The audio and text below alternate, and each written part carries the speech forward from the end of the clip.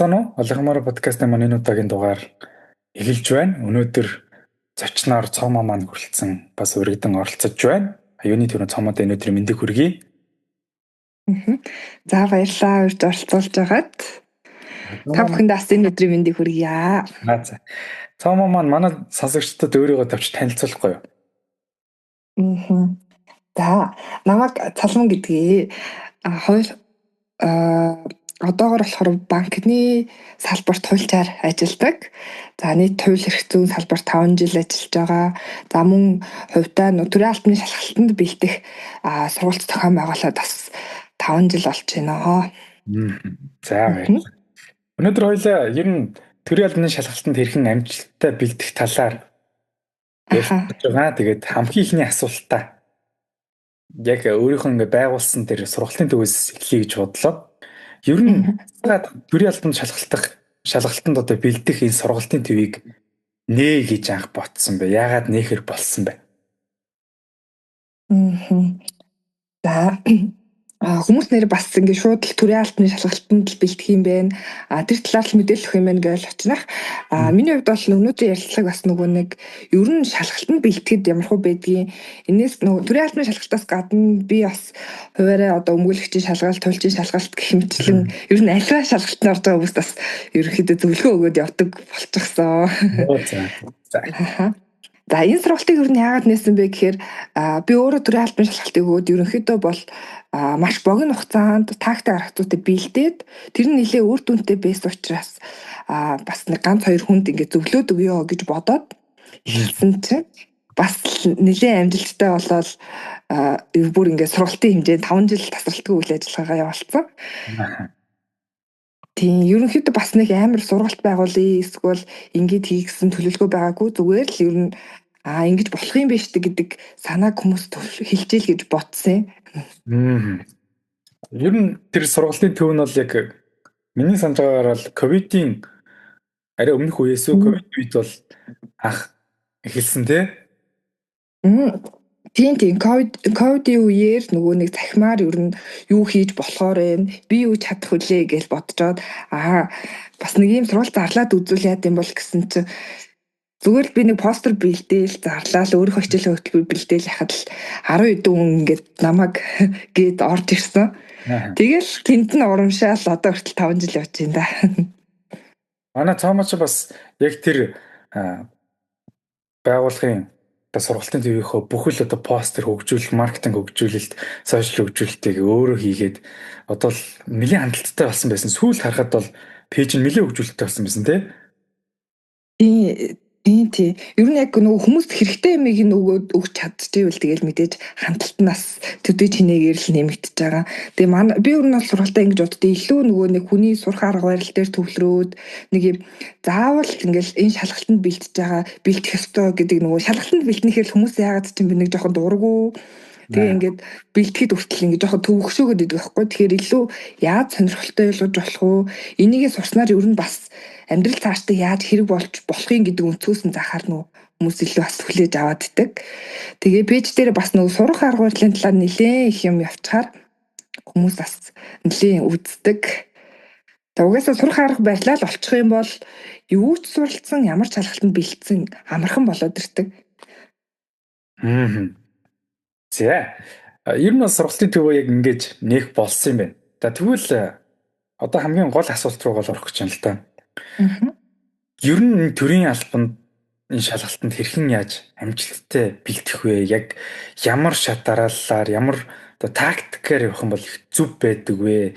Энийг бас их олон хүн ч гэсэн надаас асууж ирсэн. Тэгээд энийг бол яг энэ салбарыг хөгжүүлээд, энэ сургалтын төвийг ингээд хөгжүүлээд тодорхой хэмжээний багш нарыг бас хамт ажиллаад хүмүүсийг бэлдсэн хүний хувьас асуух гэдэг. Цомоогоос. За шалгалтанд яг бэлдэх нэг арга байдаг гэж би боддгоо. Хүн болгон л яг өөрийнхөө аргаар л бэлддэг. Тэгэхээр зарим хүнд тэр нь таардгүй хаа зарим хүнд таардгүй. Жишээ нь миний өөрийн маань бас нөгөө сурах арга барил жоох өөр. Илүү нөгөө нэг юм хүмүүстэй хамт тэгж хурдан сурч чаддаггүй гэх юм уу? би илүү нөгөө нэг удаан өөрөө дахин бодож иж ер нь сурдаг учраас ингээд ихэнх хүмүүсийн сурах арга барилаас жоохон өөр болоод идэг. Гэхдээ нөгөө илүү удаан бодоод тэрийгэ зөв буруу гэж юм болгох дээр нөгөө дүгнэлт хийгээд сураад ахаар удаан ч гэсэн илүү сайн үлдцтэй хаддаг. Тэгэхээр хүмүүсийн бас бэлдэх арга барил нь харьцангуй өөр байх боломжтой. Гэхдээ ер нь нийтлэхээр яаж бэлдвэл илүү үр дүнтэй байдаг вэ гэхээр мэдээж тодорхой нэг шалгалт өгч байгаа. Тэрэнд бэлдэх тестүүд нь тодорхой, хэдэн оноо авбал тэнцэн гэдг нь тодорхой. Тэгэхээр тэрийг маш сайн судлах хэрэгтэй. Агуулга нь яг ямархуу агуулгуудаас бүрдэж байна. Тэгээд бас нөгөө өөрийнхөө юу шүү дээ, суур мэдлэгээс шалтгаална. За төрийн албаны шалгалт маань үндсэн 2 шалгалт байгаа тийм ерөнхий болон тусгай. За ихэвчлэн хүмүүс нөгөө ерөнхий яаж бэлдэх үү гэж асуугаад байдаг. Ягаад гэхээр масс нь ерөнхий шалгалтанд маш их ордог. За тусгай шалгалтанд бол яг албан тушаалд очих байгаа тохиолдолд ордог. За тэгэхээр ерөнхийгөөс нь эхлэх юм бол агуулгаас нь эхэлж өөрийнхөө одоо хамгийн сайн чаддаг арай сүлд нь буюу нөгөө нэг том мэлхийг идэх гэх нэг юм арга байдیں۔ Тэрний үгээр хамгийн хэцүү гэж бодож байгаас л эхлэх хэрэгтэй. Илүү нөгөө нэг эхлэл чинь угаасаа зоригтой хүчтэй идэх те. Тэгэхээр өөрийнхөө арай чадахгүй хаа гэж бодсон хэсгээс эхлүүл арай хөнгөн санагтаад эхэлдэг. Жишээ нь одоо нөгөө нэг ерөнхий шалгалтын дээр авч үзэх юм бол дүн шинжилгээг хүмүүс хэцүү гэж үздэг. За мэдээлэл технологи бас сүүлийн үед хэцүү болчихсон учраас хэцүү гэж бодоод байдаг. Тэгэхээр арай илүү хэцүү гэж бодож байгаа бол илүү нөгөө ихтгэлтэй тууштай эхлүүл зүгээр. Гэхдээ бас ингээд нэг амар тийм удаан биш. Ямар ч байсан эхлээ тодорхой хэмжээнд тэрийг бэлтгэх хэрэгтэй. Тэгэхгүй бол хамгийн хэцүү хэсгээ бас дуусгаж амжихгүй шүү дээ. Амжихгүй нэг 7 хоног 10 хоног нүдтгэхэр бас шантарчин. Тэгэхээр нөгөө нэг баланслах хэрэгтэй л дээ. Миний хувьд болохоор юм их юм унших дургүйх юм уу? Тэгээс баг номын зузааныг хараад л ёо гэж боддог. Тийм ч учраас тийм залхуу хүүхдээсэн учраас ер нь номыг арай өөр аргаар уншиж өөртөө илүү ойлгож тийм өөр практиктай болж явсан. Тэгээ төрийн албанд бэлтгэж байгаа хүмүүс дунд бол нат шиг нөхдүүд олон байгаа ах гэж бодож чинь тий. Төрийн албанд бэлдэх шалгалтын ном чинь бас лаваа зузаан шүү дээ тий. Тэгээ хараад ёо энийг одоо яаж бэлднэ яана гэж боддог байх тий. Энэ хүмүүс ер нь ямар тактик байд юм бэ? За одоо ер нь бол ингээд ерөнхийд нь ярихад бүх агуулга болгонд тусдаа тактиктай байхгүй. Тэгэхээр эндээс илүү онцолж болохоор хоёулынх нь бас ярианы сэдв нийлж болохоор гэх юм бол түүхтэр хоёлаа жишээ аваад ярил л та. За түүх чи одоо нөгөө унших юм амар ихтэй, он тоолол ихтэй, цээжлэх юм ихтэй. Нэг тестэл цээжлэхгүй одоо хайлтал зөрүүлэл хандчих юм бол нөгөө нэг он тоол нэг оны зөрүүтэй хагаад хахаар ингээд эргээд бид нар өөрсдөө хүртэл нөгөө нэг баг мартаад юу илээ эн чи 41 байлуу 42 байлуу гэдэг ингээд мартах эрсдэл амар их байдаг. Тэгэхээр энэ дээр юу яаж цээжлэлж тогтоодог вэ гэхээр яаж юу бэлддэг вэ гэхээр онтоолтой тестийг илүү нөгөө нэг зураглал үсгээд бэлтжүүл өгөөдөг. Зураглал таймлайн үсгээд гэх юм уу? За одоо ер нь төрийн албаны шалгалтынхаа таймлайныг би ингээд бүгдийг ер нь гаргацсан байдаг хгүй. Эхнээс нь ахуулаад хамгийн ихний он тоололтой тест ер нь хэдэ нийтийн тооллын өмнөх 48, 93 за хэмжлэнгээр ингээд үе болгон дээр ингээд хуваагаад дараа нь тэрийг маш амархнаар эргэж сэргээж харах боломжтойгоор л тэмдэглэл хийж ер нь явах хэрэгтэй гэсэн үг. За бид нар ямар ч хэлбэрсэн тэрийг бэлтэж байгаа юм чи уншихгүйгээр бэлтгэхгүй бэлтэнэ гэж боломжгүй. Гэхдээ нөгөө нэг олон уншихаас бид нар яаж хэлбэрчлэх юм бэ гэхээр тэрийг маш товчхон тэмдэглэл хийх хэрэгтэй гэсэн үг. Ер нь энэ дээр ямар он тоол байгаа вэ? Дараалал нарангуут би нөгөө нэг юугаа он тоолоо дурсан баа шүү дээ. Тэгээд эндээс нь хараад нийтийн тооллын өмнөх 48 гэхээр эн чин нийтийн тооллын 48 гэхээр эн чин ямар тест байлаа тэр штэ гээд ингээд санах боломжтойгоор маш жижигхэн тэмдэглэл хийгээд өөрийнхөө дэвтэр дээр биччих юм бол шалгалтынхаа өмнө тэрийг за магадгүй бараг 30 минут ч юм уу зарцуулаад онтооллоо маш хурдан баттдаг чинь. За ер нь аливаа юмыг уншихад ер нь тогтооход хамгийн багтаа 3 удаа уншиж ижил ер нь тогтдог. Тэгэхгүй бол хүмүүс нөгөө нэг уншаал тогтож байгаа юм шиг жоохон бодоод идэг. Гэхдээ мэдээж тэр том номыг хараад яаж энийг 3 унших юм бэ гэх хүмүүс бодоод идэг байхгүй. Гэхдээ тэр чинь бас бүгдийг нь уншихгүй. Унших хэсэг байна, уншихгүй хэсэг байна, бодох хэсэг байна, хаях хэсэг байна гэдэг ингээд бүгднийг бас эренблэх боломжтой. Яг тэгэхээр ийм болоод мэрэгжлийн хүмүүс хэрэгтэй байгаа даа л да. Яг тэгвэл Аха. номыг хараад л бүгднийг нь уншиж ижил би одоо төрийн албаны шалгалтанд орох юм байна да. Бүгднийг нь А Б-г цээжилж ижил нэг шалгалт өгөх нэг чадамжтай болох юм байна да гэж бодож байгаа хүмүүс зөндөө байгаа бах тий. Гэтэл яг үүндээ бас яг мэрэгжлийн хүмүүс рүү н ороод ирэхээр биднэрт нэг тийм тактикийн арга гэж байдаг шүү дээ тий. Тэднийг ашиглаад бас илүү тэр урт замыг арай товчлох ийм аргуудад одоо төрийн албаны багш нар бэлддэг байхаа гэж бодоод байгаа. За дараагийн асуулт чөлөөт асуулт байгаа. Ер нь ойрын сайн сайхан чөлөө цагаараа юу хийж ийн өөрийгөө яаж өвжүүлж ийн цаана. За ойрын сайн сайхан гэх юм бол ер нь фитнесээр нэлээд хичээлдэг болсон. Сүүлийн баг 8 сар за 6 сар юм уу итгэвчтэй 8 сар юм байна. Итгэвчтэй хичээлж байна. Тэгээд мэдээж ажлынхаа хажуугаар сургалтынхаа хажуугаар хичээлэхээр бас жоохон ядарн ачаал ихтэй байд юм лээ. Гэхдээ нөгөө нэг ер нь урт хугацааны эрүүл мэндэ бодоод дасгал хөдөлгөөнтэй байх хэрэгтэй гэж шийдээл ер нь айл болох зав гаргаад дасгал хөдөлгөөндөө цаг заваад орцуулахыг хичээж байгаа. Тэгэл хоол ундандаа анхаарахаас ахуулаад ер нь тийм эрүүл мэндтэй илүү их анхаардаг болсон гэх юм уу.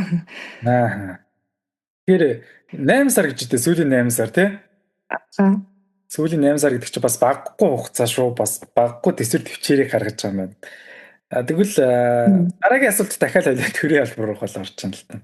Ер нь энэ сургалтын төвийг явуулахад мэдээж сайн боловсон хүчнүүд хэрэгтэй байдаг байх. Багш нар одоо хэрэгтэй байдаг бах те. Ер нь багш нараа яг ямар сонгон шалгаруулалтаар ингэж сонгож авч одоо боловсон хүчнээ бэлддэг вэ? Тий, ер нь манай сургалтын төвийн багш нар маш сайн гэж би бол хувьдаа боддог. Би өөрөө нөгөө нэг ерөнхийдөө удирдах чиглүүлэхээс гадна өөрөө бас нөгөө сургалтчийн хувьас бодож багш нартай ер нь ханддаг байхгүй. Харимдаа хичээл дээр нь ороод энэ агуулгыг ингэмээр юм уу гэдэг хүсэл тавьдаг. Тэхийн тулд бас өөрөө үлгэрлэхүйц байх хэрэгтэй гэж ер нь боддог учраас нэгт өөрийнхөө хичээлийн агуулга дээр өөр дээрээ нэлээд ажилдаг. Дараа нь тэр маань ер нь болж ивэл бус багш нартай ийм байдлаар ороорой гэдгээр зөвлөдөг. За мэдээж бас багш нараас нэлээд их сураа явдаг. Ихэнх нь бас ерөнхий боловсролын сургууль багшилдаг яг залуу боловсон хүчин, шинэ сонирхолтой арга барилтай өөрсдөө ч гэсэн нэг юм хийж бүтээ гэсэн хүсэл эрмэлзэлтэй хүмүүс байдаг учраас харилцан ер нь суралцаал явдаг. Тэгээд нэгдүгээр гэх юм бол манай багш нар ер нь нийтлэг давуу тал гэх юм бол бүгдээрээ залуухан тэгээд бүгдээрээ яг одооноос ингээ анзаараад тахаар ажлынхаа хажуугаар зөвхөн ингээд нөгөө нэг ерөнхий боловсролын хүүхдүүдэд ч юм өөрийнх нь яг нөгөө төвлөрдөг хэсгээс өөр хүмүүст ингээ зараад хичээл заагаад явхаар сургах арга барил нас нэлээд хөгжөөд байна гэж би анзаарсан. Насан турш үнд болон ерөнхий боловсролын сурагч нарт хичээл заах хоёр чинь нөгөө шал өөр учраас эхэндээ жоохон нөгөө нэг юу хагаадсан сурагч нарт зориулсан ч юм уу арай жоохон мэдээж нийцэхгүй л байгаа даа л та. Тэгээ одоо бол илүү насан туршсан хүмүүст яаж заах уу, яавал илүү сонирхолтой байх уу, юуг нь халахсах, юуг нь илүү нэмэх ёстой юм гэх мэтчлэнгээр илүү сайн ажиллаад хүмүүс дээрээ илүү төвлөрдөг болчихсон. Тэгээд бас ер нь манай бүх багш нар ийм хичээлээ заахтаа тийм сэтгэл хөдлөл өндөртэй байдаг гэх юм уу.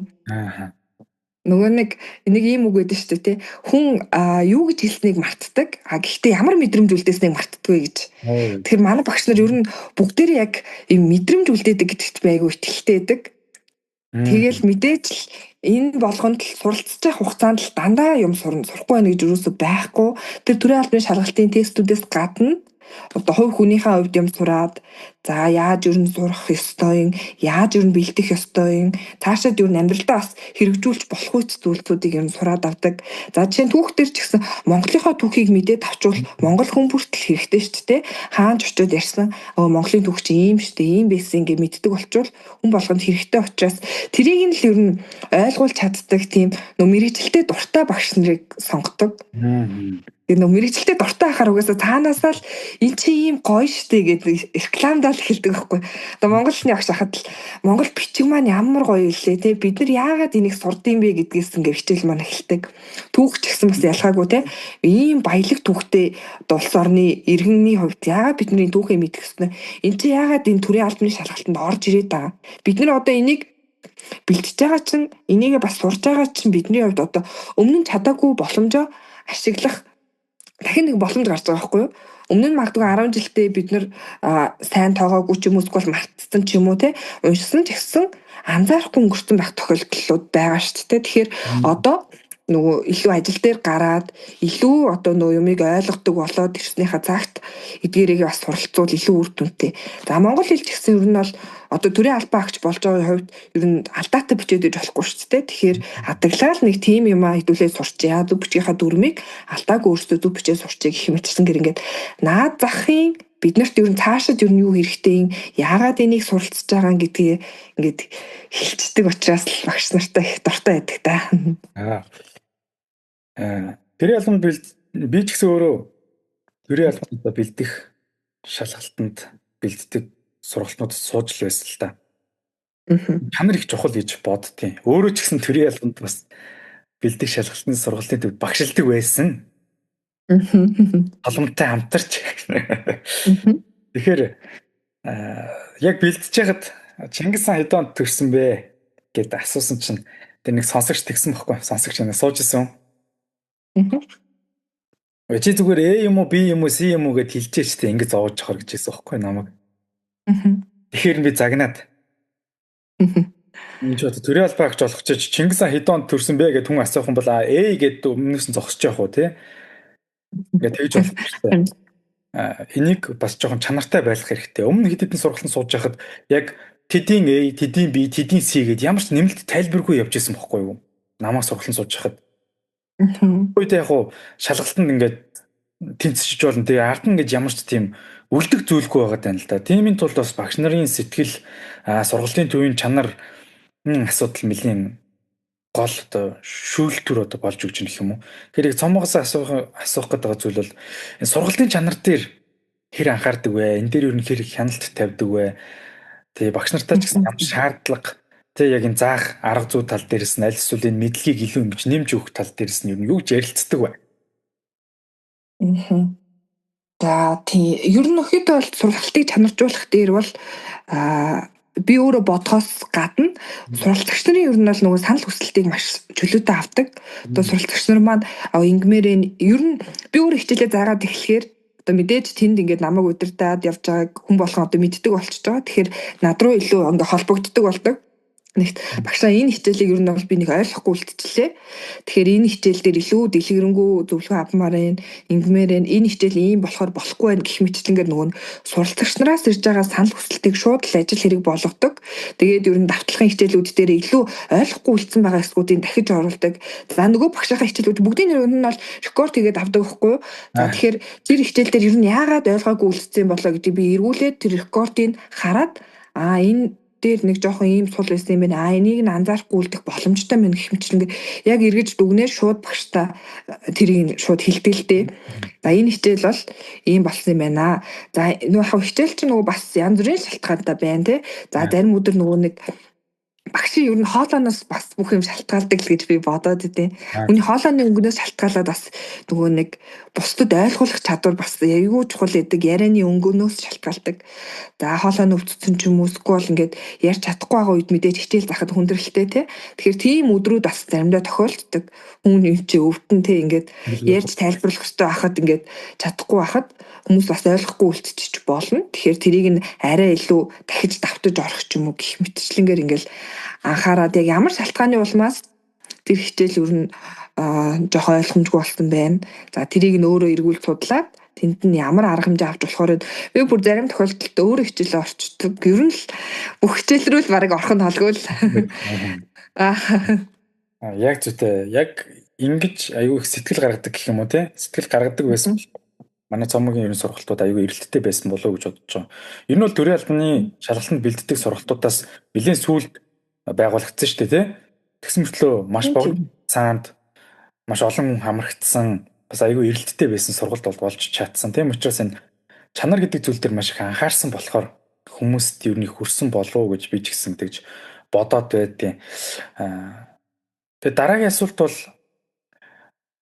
ер нь чаашд тий энэ төрийн албанд бэлдэж байгаа залуучуудад хандаж ер нь зөвлөгөө ч юм уу тийм ийм зүйлээ илүү ингэж анхаараараа ч юм уу тийм хувийн коучинг байвал ер нь юу гэж зөвлөх вэ цаамаа?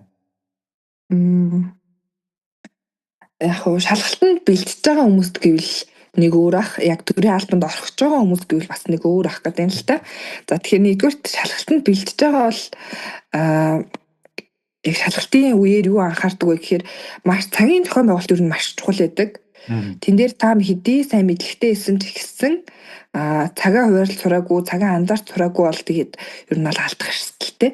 Яг юунаас эхэлж хийх үү нөгөө нэг бид нар шалгалтынхаа үеэр өөрийгөө юу чаддаг, юу чаддаггүй гэдгийг маш сайн мэддэг байх хэрэгтэй.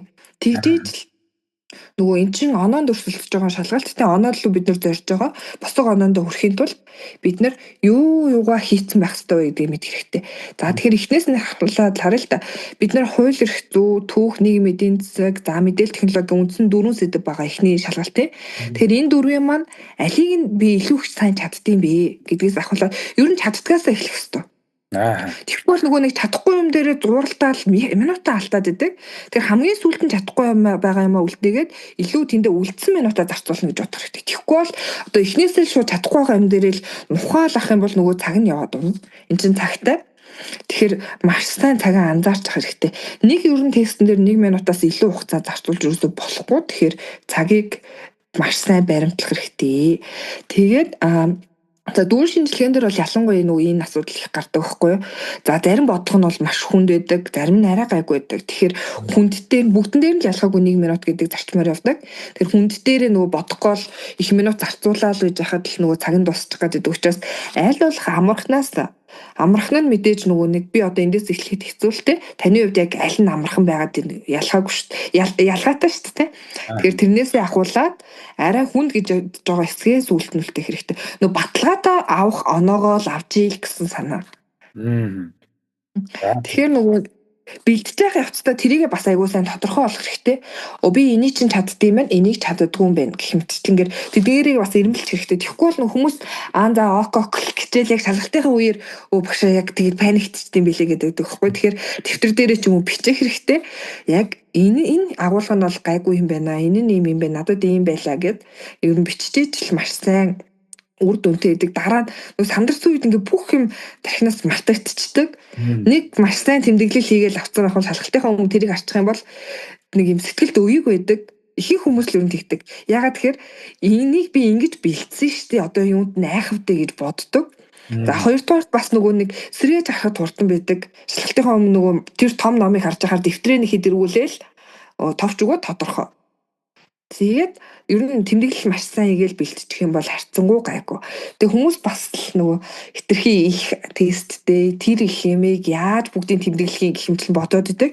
Дөрөвний хэлсэнчлэн нөгөө нэг түүхтэр зөвхөн онтоолоор нь л ингээд жагсаага биччихээд бид нар дараа нь энэ чинь ийм тестээсэн штэ гэж хараад тогтоочих боломжтой. Тэгэхээр тэрийг маш жижигхэн авсаархан одоо болгоол нэг үгээр ч юм уу те гол үгээр нь ингээл өөртөө задлаад дараа нь ойлгохоор л биччихэд болно гэсэн үг. Тэр нь дэвтрийг танаас өөрөө ойлгохгүй болно гэсэн. Тэгэхээр нэг цагаа сайн баримтлах сурах хэрэгтэй. Хоёрт бол тэмдэглэл ер нь сайн хийвэл ер нь зүгээр. Тэмдэглэлээ баталгаажуулж харна. Тэгээ бас нөгөө нэг айцаа даванд болгоод ч туслана. Ер нь айц айгүй чухал гэх юм. Айцаа даванд болгох нь их чухал. Шалгалтын хүмүүс тийм ер нь нэлээд түгээмэл байд юм билээ. Яг шалгалтын өмнө амар сайн бэлдэж үлдсэн мөртлөө шалгалтын өмнө бүгд ядуу яана одоо яана л гэлээдэг. Тэгээл яг өгснөөхөө дараа амархан байсан юм байлээ гэд. Гэтэл зарим нь бол нөгөө нэг шалгалтын айц нь арай илүү хүнд байдаг бол нөгөө бүгдийг мартчих гээд байдаг ч юм уу. Тэр айцаа даван туулах нь л маш чухал. Тэрийг даван туулахын тулд маш олон зайл байгаа. Тэдгэрийг бас судлаад бэлтжүүл зүгээр. Тэдгэрийн нэг нь л ерөөсөө би хангалттай бэлдсэн штэ гэж өөртөө мэдрэмж өгтөлтэй л ах. Манай сонсогчид хэрэг тэрийн албаны шалгалтаас өгч байгаа бол тэр болон бас арга зайлд суралцахыг хүсчэвэл манай цолмонтой бас холбогдох нэ. Илээд холбогдож бас зөвлөгөө авч болох нь шүү дээ, цомоо. Болно. За. Түрүүний яг хэлдэг үнэлтэй нөгөө шалгалтын өмнөх айцтай хүмүүс олон байдаг. Яг Японы нөгөө Бушита гэдэг ном дээр гардаг нэг ишлэл гэдэг чинь эрх зориг бол тайван байдал юм аа гэдэг тий. Тэгээ тайван байх нь ч ард бол гарч чадах баг. Дараагийн асуулт уул нь төрийн албанд бэлдэх шалгалт сургалтын төв бол маш чухал тий. Маш чухал байдаг. Гэтэл яг өнөөдөр надад тулгамдаад би төрийн албаны шалгалт өгөх болох юм бол яг ингээд хайхаар олддоггүй тэгээд байсан ч гэсэн яг одоо хүртэл сургалтаа явуулж байгаа юм уу үгүй юм уу гэдэг нь бас мэдэгддэггүй. Монголд бас тоотой хэдэн л төрийн албанд бэлдэх шалгалт байдаг байх. Тэгээд зарим нэгэнд нь суугаад үзгээр зарим нь болохоор бас тийм сэтгэлгүй хүмүүс байна шүү дээ тий. За мөнгө л авч ивэл яг уу A B C D гээл дэс чэйжлүүлээл заагаал ингээл бэлдээл гаргачих гэж тэгж халдвардах сэтгэл зүйтэй ч хүмүүс байна. Тэгээ цомгоос их асуух байгаа зүйл энэ төрийн албан бэлдэх сургалтын төвүүдийн яг хөгжлийг юу гэж хардیں۔ Ирээдүйд энэ яг ямар төвшөнд байж иж төрийн албан хаагчид илүү чанартай юм мэдлэгтэй мэдээлэлтэй хүмүүс байх вэ? Төрийн албан хаагчид зөвхөн шалгалтандаа л зориулж бэлддэг. Тухайн үед шалгалтандаа бэлтчихэл мартчихдаг ийм мэдлэгтэй биш. Яг тухайн хүмүүст хэрхэн бүр ингэж гүн суулгаж өгөх вэ? Энэ талын одоо хөгжүүлэлтийн тал дээр юу гэж боддог вэ? Юу гэж хардаг вэ? За яг хоо ер нь бусад сургалтыг юм өөрийнхөө сургалтыг ер нь ямар байгаасаа гэж хүсдэг вэ гэх нэгдүгürt ер нь цогц мэдлэг өгдөг байгаасаа гэж хүсдэг. Төрийн албаны яг шалгалтыг нь даваал орчдөг. Ороод тэр хүн бас мэдлэг чадваргүй дутуул яах юм тий туршлага дутуул яах юм тий тэр үед нь бас илүү сайн бэлдээд өгчдөг бол энэ шалгалт яг цогцоор болох юм шиг санагдаад тий.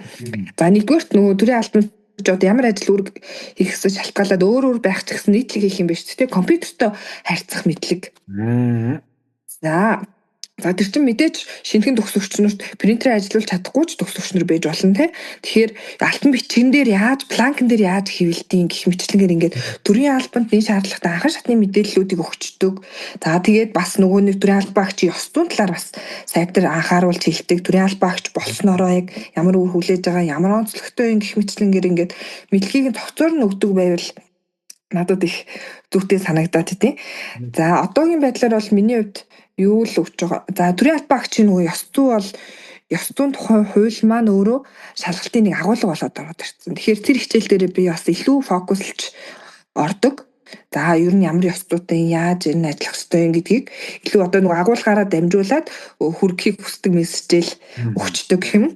За тэгээ нөгөө планкн дээр хэвлэх ч юм уу тиймэрхүү одоо бусад юмыг бол бас яг шууд хажууд наагаал ингэж зааж өгч чадахгүй болохоор одоогоор бол орч чаддгүй. Тэгэхээр ер нь бол цаашид бол яг тийм байвал илүү өөр өгөөжтэй санагддаг. Одоо жишээлх юм бол энэ л да планкн дээр хэвлээл ямнаа захын ёс зүйгээ мэддэг байх гэх мэтчлэнгээр хичээлээ ордог байвал илүү өгөөжтэй юм шиг санагдаад.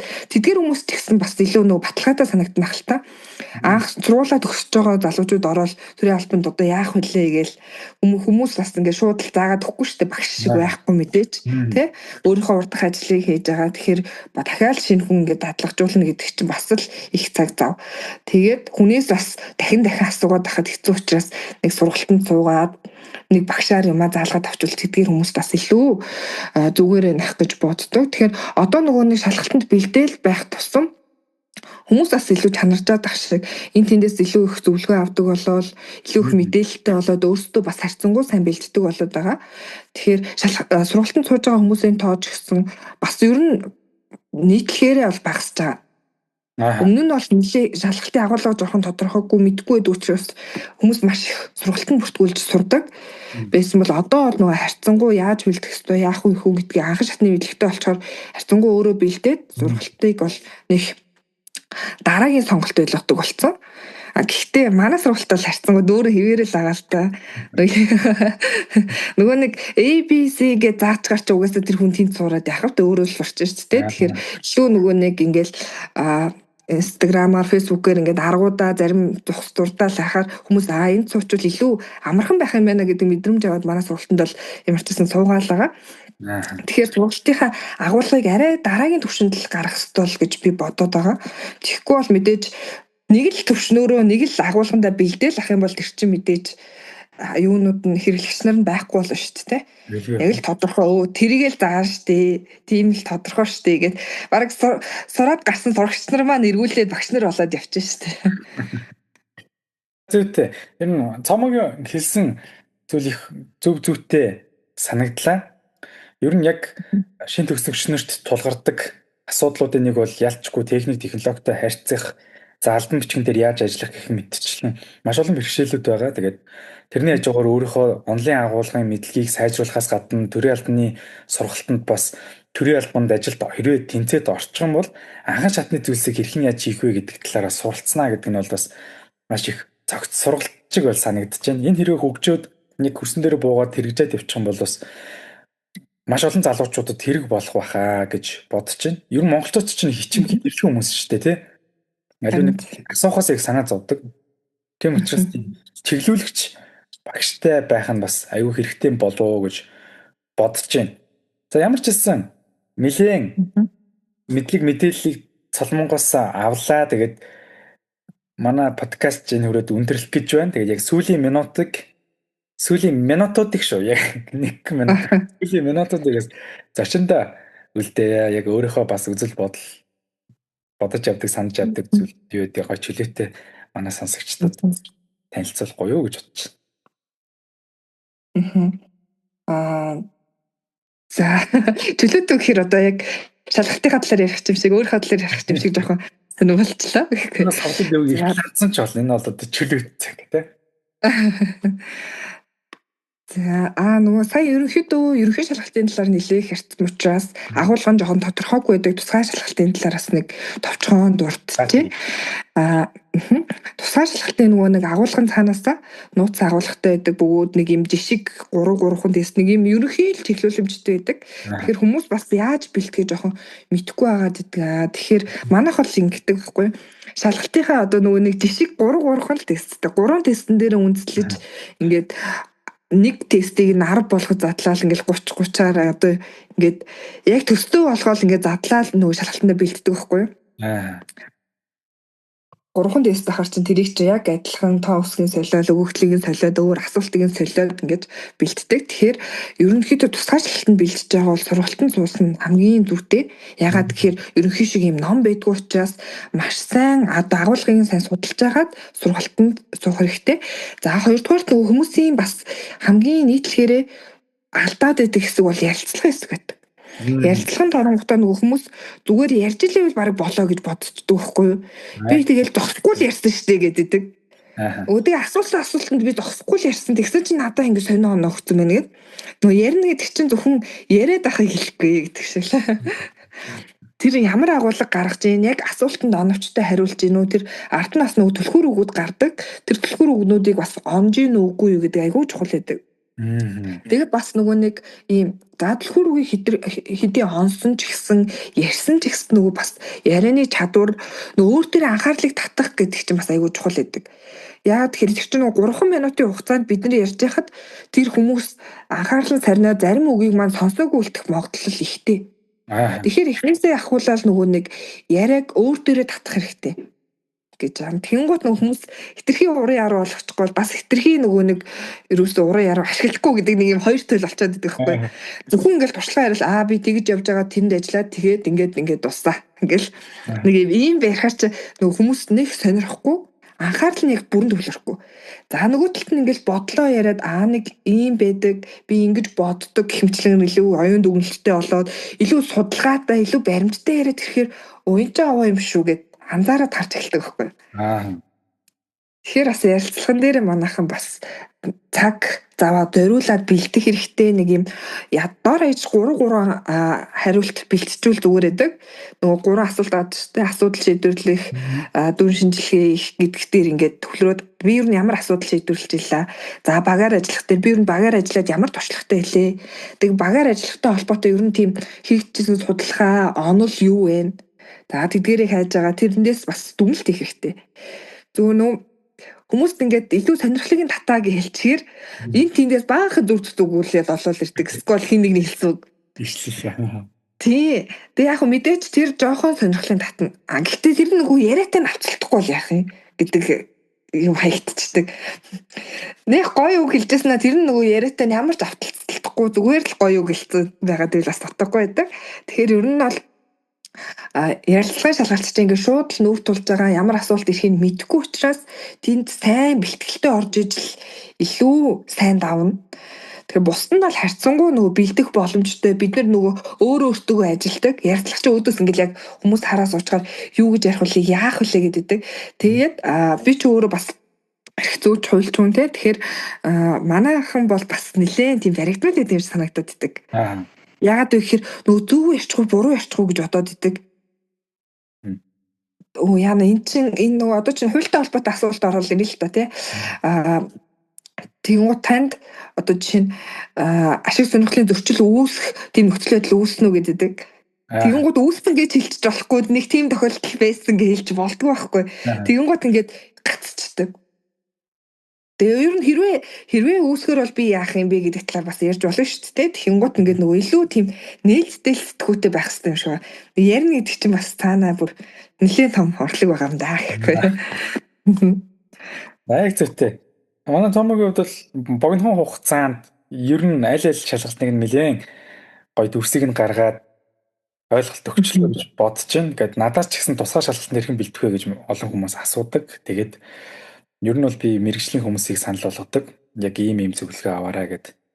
Тэгээ би өөрөө ч гэсэн энэ бол чаддаг зүйлийг чаддаг хүнд нь даатгах ёстой гэсэн логиктэй байдаг.